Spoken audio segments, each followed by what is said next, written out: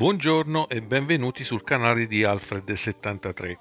Oggi parliamo di agricoltura e vediamo le 10 operazioni da fare alle vostre piante di pomodoro per avere dei frutti rigogliosi. Anzitutto occorre dire che questo video fa seguito ad un video precedente in cui da un solo pomodoro ottenevo un centinaio di piantine con una semina con una procedura particolare che poi ho trapiantato nel mio orto estivo. Vediamo in sequenza quali sono i passaggi da effettuare per prendersi cura di queste piantine. Una volta che le mie piantine messe a dimora avranno raggiunto i 20 cm di altezza, è il momento di realizzare la prima cosa, cioè una struttura portante fatta per esempio con delle canne, anche canne di bambù. Con una roncola vado ad affilare la punta di queste canne per agevolare l'inserimento nel terreno. Ma se come me siete non più giovani e non volete fare sforzi, vi suggerisco l'utilizzo di un attrezzo molto utile, è il cosiddetto piantacanne, un attrezzo che vi consente di inserire le canne nel terreno senza sforzo e senza difficoltà, soprattutto nei terreni più duri. Nel realizzare la struttura portante potrete sbizzarrirvi come meglio ritenete opportuno. Io nei passaggi più sollecitati utilizzo del comunissimo filo di ferro che potrò andare a slegare facilmente e recuperare. È sempre opportuno realizzare una struttura che sia verticale che orizzontale per resistere alle sollecitazioni soprattutto del vento. Una volta che avete scelto la struttura portante che è di più vostro gradimento, passiamo alla fase successiva, la legatura dei pomodori alle canne. Nel mio caso utilizzo questo nastro o filo di gomma per agricoltura che viene venduto in rotoli. Un rotolo da 1 chilo vi durerà tutta la vita. Tagliato nella misura di circa 20-30 cm, vado ad accostarlo alla pianta e alla canna per effettuare 2 nodi l'uno sopra l'altro. Questo filo è facilmente recuperabile a fine stagione, basterà sciogliere i 2 nodi. Inoltre la sua struttura elastica consente alla pianta di crescere comodamente al suo interno e senza essere tagliata. Le legature vanno di solito effettuate ogni 30 cm lungo tutto il fusto della pianta, consentendo alla stessa di crescere in maniera rigogliosa verso la luce del sole e di non accasciarsi al suolo, soprattutto quando sono cariche di frutti. A questo punto è la volta di effettuare la terza operazione, ovvero la concimazione. Io uso questo concime pellettato, è uno stallatico pellettato specifico per orto e per i pomodori in modo particolare, in sacchetto da 25 kg, consente di fornire alle piante i nutrienti di cui necessitano, specialmente in terreni poveri. Io ne metto di solito un pugno per ogni pianta, almeno una volta al mese durante tutta la stagione. Questo stallatico ovviamente va anche interrato per favorirne l'assorbimento da parte delle radici. L'utilizzo del concime è fondamentale per la riuscita dell'orto, soprattutto in quei terreni che sono stati sfruttati già molte volte. Dopo la concimazione, la quarta operazione necessaria è la sarchiatura del terreno. Questa operazione consiste nello zappettare il terreno circostante alla pianta sollevando la terra e ha 2 scopi fondamentali. Il primo è quello di favorire la reazione delle radici e quindi il passaggio dei nutrienti attraverso della nuova terra che viene accostata alle radici. Il secondo è quello di eliminare le erbacce che si nutrono degli stessi elementi, degli stessi nutrienti necessari alla pianta di pomodoro. In questo modo la nostra piantina riceverà un maggior apporto di nutrienti e crescerà in maniera più rigogliosa. Effettuando questa operazione una volta a settimana vedrete le vostre piantine che a occhio cresceranno di molti centimetri grazie a questa operazione di sarchiatura. La terra resa più morbida da questa operazione favorirà lo sviluppo delle radici della giovane pianta e quindi l'apporto anche nutritivo, che sarà aumentato anche grazie alla rimozione di tutte le erbacce infestanti che saranno cresciute a fianco alla pianta nel frattempo.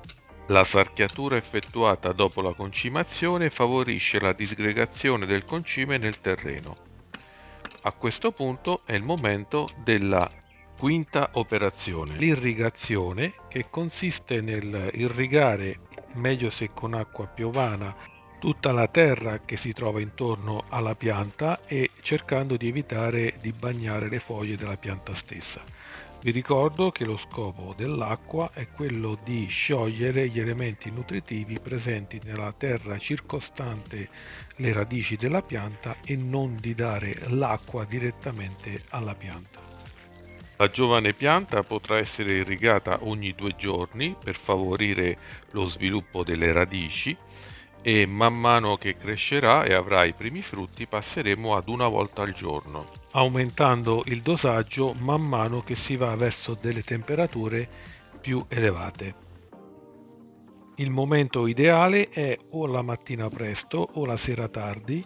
Evitate soprattutto di irrigare le piante durante il pomeriggio e nelle ore più assolate, quando la terra è molto calda e c'è il rischio di lessare le radici.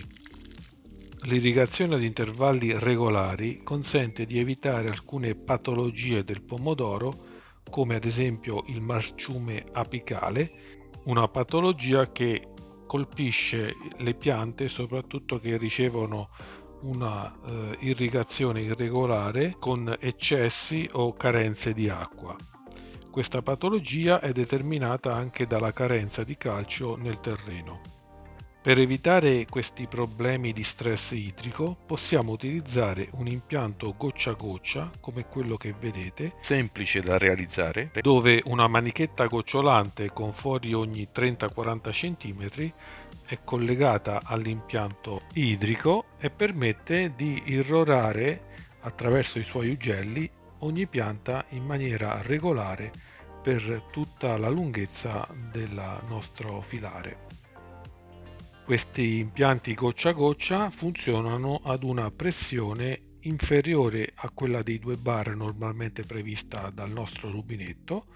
Possiamo abbinare un timer di irrigazione giornaliero o settimanale. In nostra assenza provvederà a fornire l'acqua per l'intervallo da noi prescelto ogni volta, in maniera automatica. È importante quando si usano questi impianti di regolare bene il rubinetto per il corretto gocciolamento per evitare di far esplodere i tubi gocciolanti. Tubi che andranno accostati il più possibile alle nostre piante e magari messi doppi per aumentare la portata in modo anche da poterli facilmente rimuovere per effettuare la corretta sarchiatura settimanale. A questo punto passiamo al numero 6, la pacciamatura. Consiste nel depositare sul terreno circostante la pianta materiale coprente possibilmente organico, nel mio caso gli sfalci del mio rasaerba, che opportunamente e uniformemente distribuiti lungo tutta la piantagione consentono di raggiungere degli risultati sinergici. Da un lato preservare il terreno dalla crescita delle erbacce che non riceveranno più la luce solare e dall'altro mantenere umido il terreno evitando l'evaporazione diretta dell'acqua in esso contenuta. Inoltre la pacciamatura consente di mantenere stabile la temperatura del terreno e quindi evitare degli stress termici alle piante. soprattutto negli sbalzi di temperatura tra giorno e notte.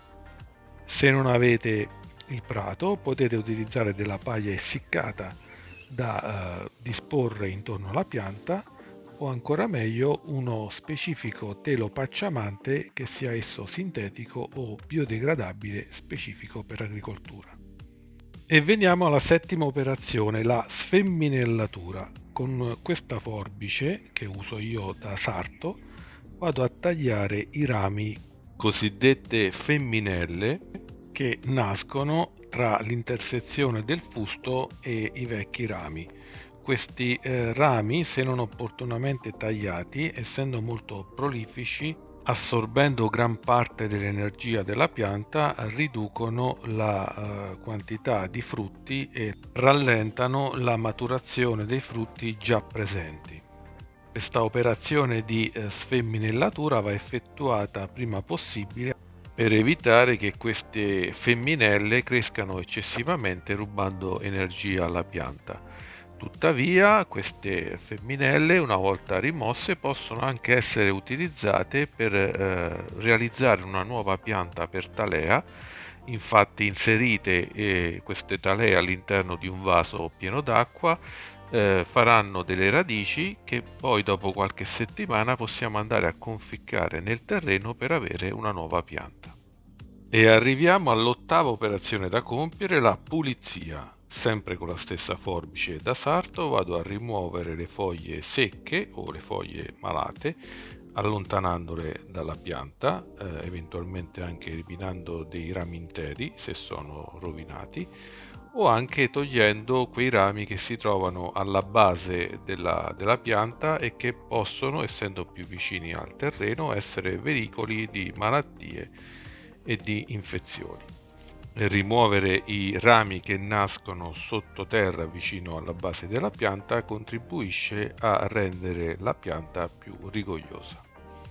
Una volta effettuata l'operazione di pulizia di tutte le piante, possiamo passare alla nona operazione, che consiste nel dare il trattamento di ramatura a base di questa sostanza Cutiol Mormino che io utilizzo da molti anni, che sciolta nell'acqua nella proporzione massima di 10 grammi per litro consente di proteggere non solo i pomodori ma le altre colture nell'orto da diverse malattie, tra cui la peronospera e l'oidio.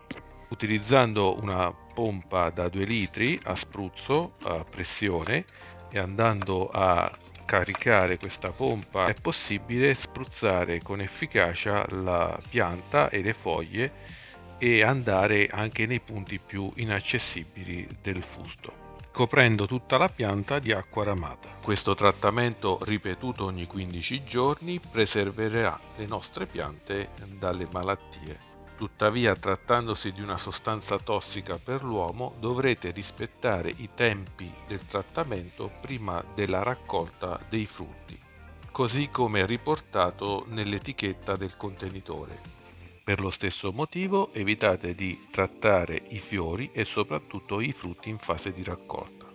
Per il trattamento preferite le giornate di sole e senza vento, per evitare intossicazioni dovute ai ritorni causati dal vento. A questo punto siamo arrivati alla decima e ultima operazione necessaria ai vostri pomodori. In particolar modo in tempi di siccità e di riscaldamento globale non poteva mancare un'operazione di ombreggiatura delle vostre piante. Purtroppo la luce solare nei mesi estivi è diventata insopportabile per i vostri ortaggi e il surriscaldamento globale contribuisce a seccare le vostre piante anche a causa di un continuo vento caldo che penetra le foglie e favorisce l'essiccazione della pianta. Quindi l'ombreggiatura, magari con una semplice tela ombreggiante, con una struttura in ferro come quella che ho realizzato io, con un semplice paletto saldato con un tondino, può essere molto efficace a proteggere le vostre piante dalle radiazioni solari nelle giornate più calde e più soleggiate. Questo telo asolato ombreggiante, che è stato oggetto di un mio video precedente, protegge anche le piante in caso di grandine. Un evento dannoso sempre più probabile ai giorni nostri, sempre a causa del riscaldamento globale. E questi erano i 10 consigli e operazioni necessarie per prendersi cura delle vostre piantine. Bene amici, spero che questi consigli vi siano stati utili finché possiate avere dei raccolti eccezionali, e a me non rimane che invitarvi a mettere like e iscrivervi al canale se vi è piaciuto questo video. Vi ringrazio per la visione e vi do appuntamento come al solito alla prossima volta. Grazie ed una buona estate 2022 a tutti.